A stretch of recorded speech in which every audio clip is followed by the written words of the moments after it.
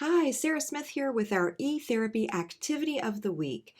Getting to know you activities can be a great way to kick off the new semester for your teletherapy sessions, and you can use an all about me type of worksheet even when working online.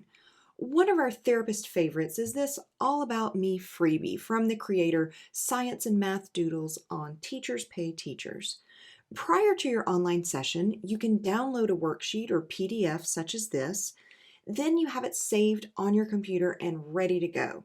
Then you can display the sheet on the screen for the student to see and work through the questions while you help them to learn how to use the on-screen tools.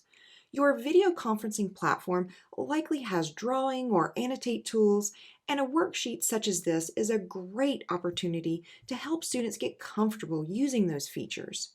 You could let them choose their favorite color to type or draw, and you could even do this activity with a small group of students and let them each use a different color for their answers.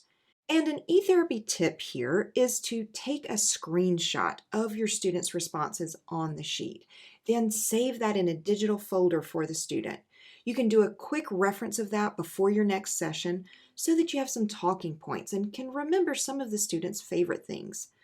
Simple activities like this can really get your sessions with new students off to a good start.